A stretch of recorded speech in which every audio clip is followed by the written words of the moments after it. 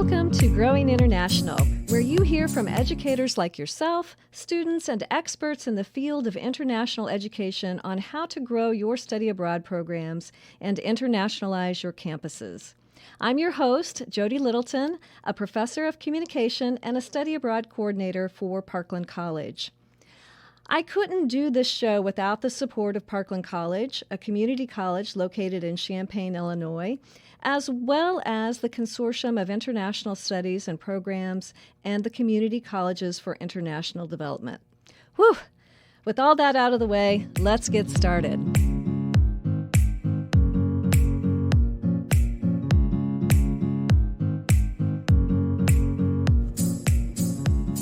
All right, hello everybody. I am excited. I'm at the CCID conference. I'm getting lots of interviews, heard lots of great presentations, and one of the ones that I was really impressed with was Frank Justice, who is a vice president of Diplomatic Engagement at Meridian International Center. And I was really impressed because I hadn't really heard anything about Meridian International Center, and you guys are doing some really fantastic things. So maybe first of all, thank you for coming and letting me do this with you. Frank, if you want to give us a little bit of background on Meridian. Sure, absolutely. And thank you so much for this opportunity. Meridian has actually been around for over 60 years. We are a nonpartisan, nonprofit diplomacy and leadership center that connects leaders through culture and collaboration to drive solutions for global challenges. We're located in Washington, D.C., in these two historic mansions, and fittingly, they were built for returning U.S. ambassadors about 100 years ago. Meridian has maintained throughout the course of our existence, we've maintained a relationship with the U.S. Department of State. And so that partnership has been well over 60 years. A couple things that are unique about Meridian. One is the fact that we're nonpartisan. Because we work so closely with the State Department, we've had to work with all administrations over the years, and that's been the case these last several years as well. We're also neutral, or maybe I should say inclusive.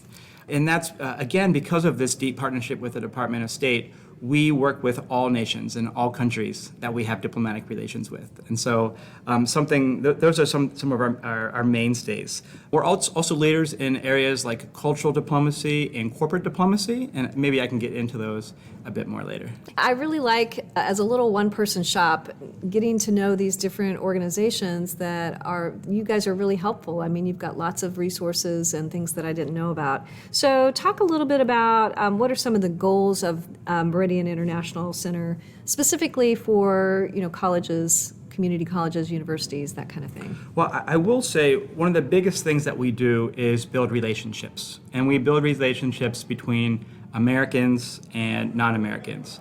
And what we're all about is providing the tools needed, really the leadership tools that are needed to be effective in a globalized world. And so something that is really important for us is breaking down silos. And so we're also big proponents of public-private partnerships. All the different areas that we do, we try to bring in leaders from government, from the private sector, from civil society, and to academia, because we believe that this collaboration is really the only way we're going to solve the increasingly amount of global issues. Collaboration is, I think, a key thing, especially and for study abroad and for internationalizing campuses. I mean, it's all about understanding and trying to work together. So that's wonderful. What do you feel like is the biggest accomplishment of the center? So I've been fortunate. I've been at Meridian for over 16 years. One of the first things I focused on when I was there, probably for the first decade, were our exchange programs, these leadership programs that we organize on behalf of the Department of State. I think one of the greatest impacts of those is the changing perception of the U.S. Being here at the conference and hearing the importance of international education and how that has changed perceptions. The leadership exchange programs that we work on have done the same thing. I think the linkages that we've created between Americans and non-Americans has been essential. Obviously, things that are happening in Russia, I think we're all thinking about that right now. We're in Ukraine. Something, I've heard some people here at the conference worried about those exchanges going forward, but also some of the ones that they've already done.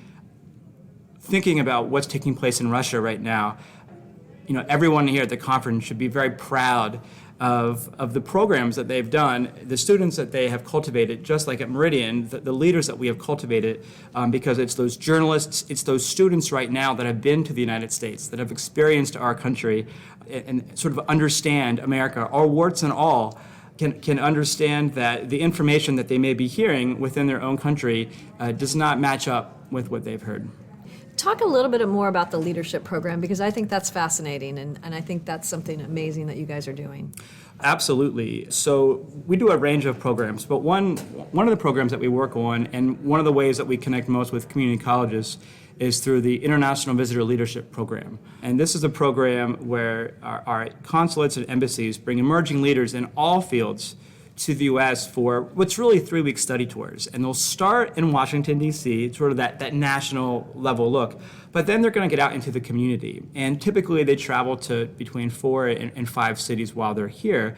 And they're going to meet with local government officials, they're going to meet with local businesses, but also local community colleges and universities. And over the years, this has been a great way to bring in these international voices into the classroom.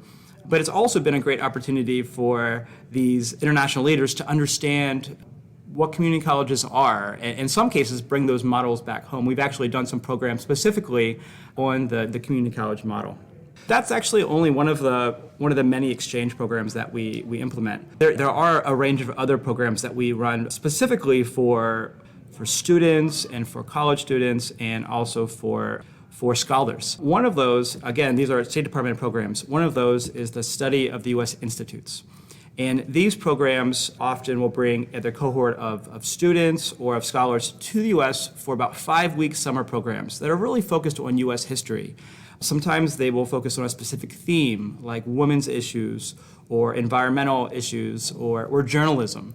And Meridian is one of the main implementers of those programs, and we're always looking for subcontractors or sub-partners for those programs. You'll be happy to hear that the State Department is keen to include more community colleges in that part of our consortium. And so I'm here this weekend hoping to find new partners for us to go in on. What we're looking for are community colleges that are interested in putting together a 5-week curriculum. Right now we're looking for 2024, but they're interested in putting together a 5-week curriculum for 18 to 20 students or scholars around a theme. One of the only stipulations I've heard for some of the partners is just making sure that there's sort of adequate housing on campus. But other than that, I think it's a great opportunity. Another program that we do is the Pan-African Youth Leadership Program, and that's a similar one for African high school students coming to the U.S., where we're partnering with academic institutions to host them over the summer for leadership exchanges. So kind of 3 kind of separate categories. So you kind of have the leadership program, and then you have the one that's the 5-week program that you're building, and then this last one what was the last one's name? The last one is the Pan-African Youth Leadership Program. That's okay, that one. So kind of those are the 3 areas, so maybe as far as those are a lot of the programs that we're doing. Leaders coming to the U.S. Okay. But now we're excited to look at programs for Americans. So I run the Center for Diplomatic Engagement at Meridian, and this is a newer part of the organization. It was established about 3 years ago, and we saw that there was a gap within Washington, D.C., where foreign diplomats were unable to have a reliable partner to help them navigate the city, especially those countries that are not, maybe you would say, the top tier geopolitically. So not the France or maybe the China or the Japan, but some of these other countries that really needed a trusted partner to support. So we created the Center for Diplomatic Engagement to help them navigate the city, to meet with government and business leaders, and to understand how Washington works. That was phase 1. But phase 2 for the center was to focus a bit more on U.S. diplomacy. And so a couple years ago, we all these reports came out about some issues at the State Department and really in international affairs in the U.S. in general. And we started thinking, well, how can Meridian be helpful? We're this 60-year-old organization that develops leadership and exchange programs. What do we have in our toolbox that can be helpful? We realized in looking at some of these reports that some of the biggest issues revolved around people. And human capital. And we realized what we needed to do was to put together a program that was focusing on really strengthening our talent workforce. And I'm happy to share more about that if you'd like.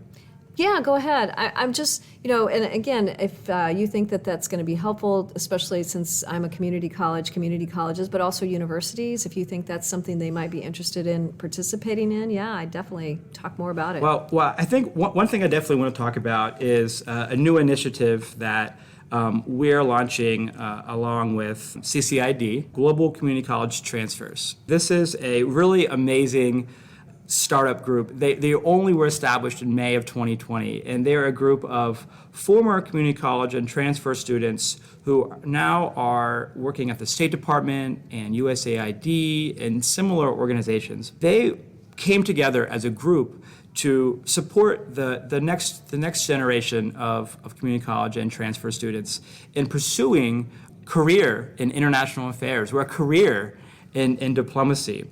We were at the same time looking at a way in which we could help develop the international affairs workforce in the U.S. We were looking at the issue more so from a diversity standpoint, because in these reports that we read about ways that we can support our own international affairs world was really focusing on a bit more on the diversity issue.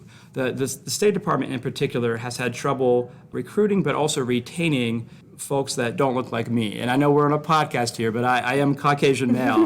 And so as of 2020, about 3.5% of the senior foreign service was African American. And there were very similar percentages for Asian Americans and those of Hispanic origin.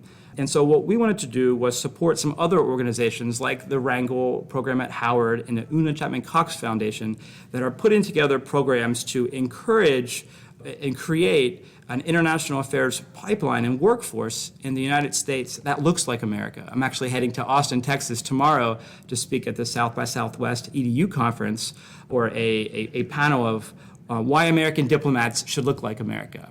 But in sort of thinking through that, we spoke with some members of Congress and some folks from the State Department, some young people themselves. So we met with staff members from the Hill and some leaders from the State Department and universities and NGOs. And what we realized in talking about creating this program is whenever community colleges would come up, there would be sort of a big spark to the conversation. And what we realized in that conversation is as we look to diversify our international affairs workforce, community colleges were an excellent source of finding that talent given the great diversity. And when I say diversity, I don't just mean ethnic diversity, but I mean rural, urban, I mean geographic, and also socioeconomic.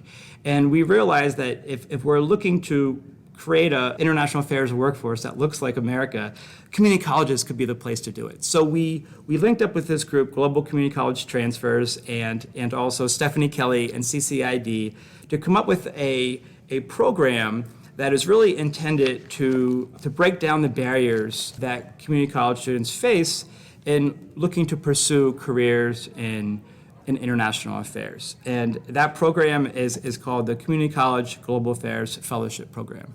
And that's launching, so it's just starting. Yes, it's just starting. In fact, our partners over at the Global Community College Transfers just put it on the website to apply so we could have it in time for the conference this weekend. But this summer, we're going to do a program it's going to be a fully virtual program. It's going to take place between late June and late August. And it is going to be for between 25 and 30 community college students. And it's going to be an 8-week program that consists of mentorship, one-on-one mentorship with a former community college or transfer student who is now in the workforce, an international affairs practitioner.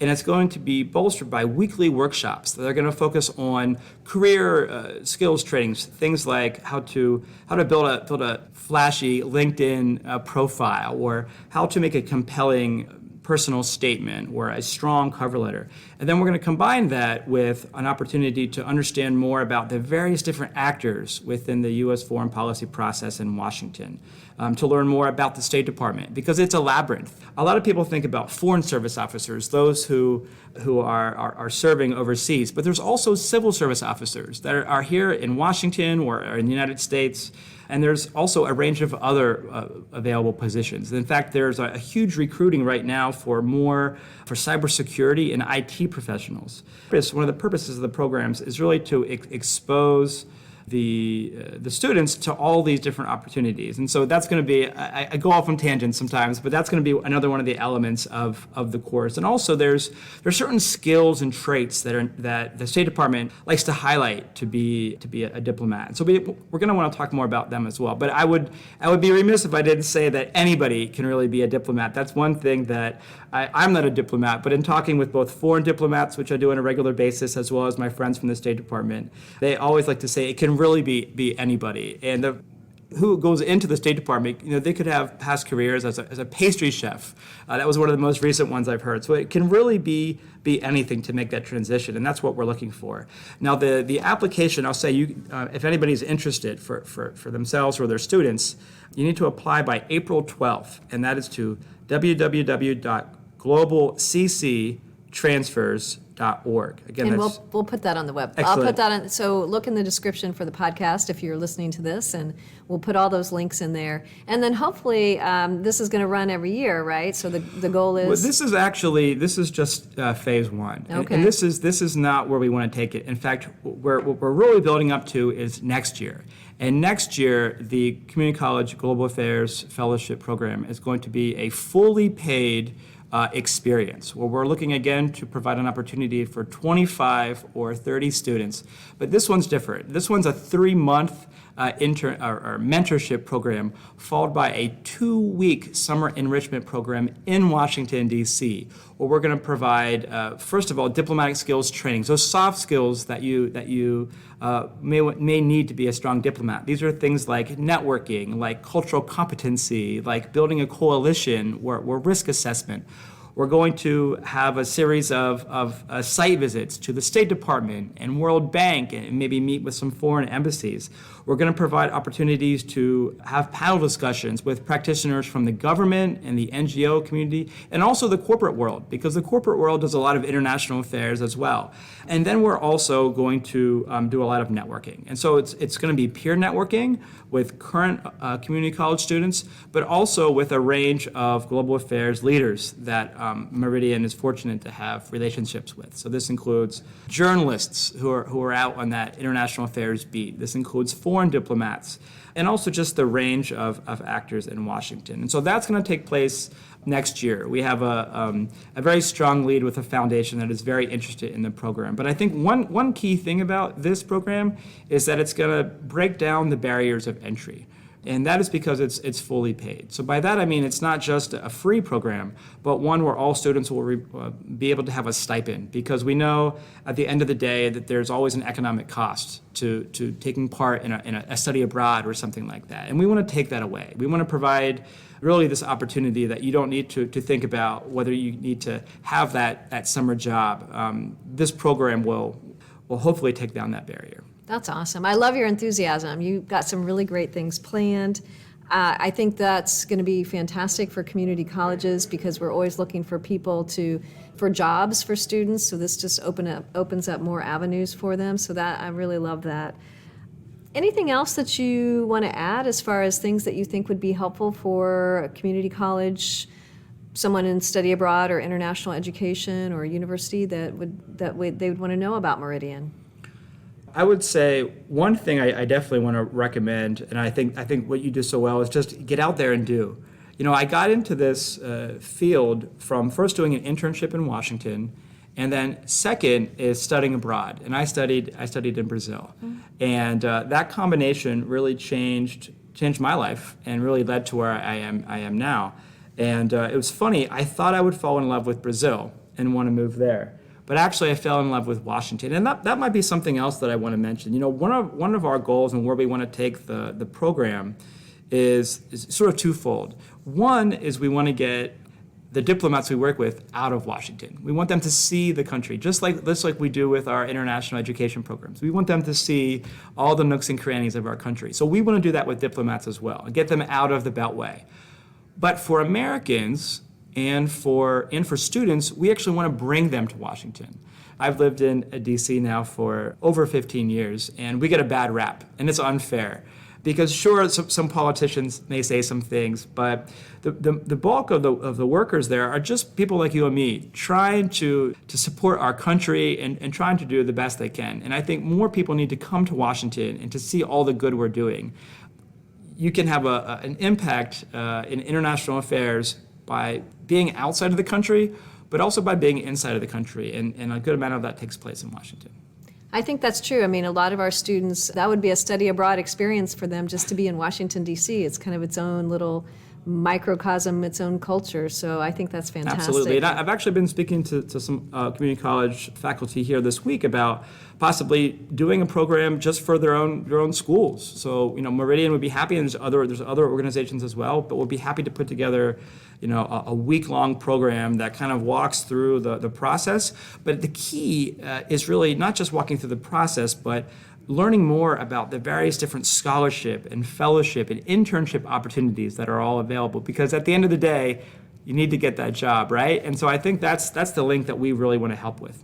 Yes, and that's what community colleges do, is we help get people jobs, and I'm so excited about that. So I'm definitely going to take that back for my college and be on the lookout for maybe getting some students in this summer, but definitely next summer. So if you're listening to this podcast, please, those links, we will make sure that they will not only last today for this summer, but if you're listening this fall of 22 and you're like, oh my gosh, I want to get something for fall of summer of 2023, we'll have updated links for people. So that'll be awesome. Well, thank you so much. I really appreciate it and appreciate you taking the time to do this, and hope to hear from you when I send students to you. Wonderful. Well, thank you so much. This has been a lot of fun. Thanks.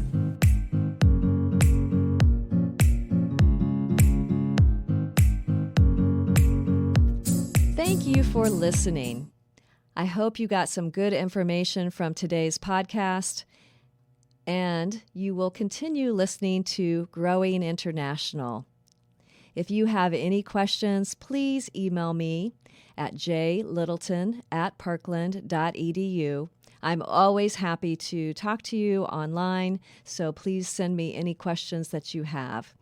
Also, I hope you continue listening to this podcast. We are hosted on Podbean, and also we are now on Spotify and Google. So again, thank you so much, and catch you later.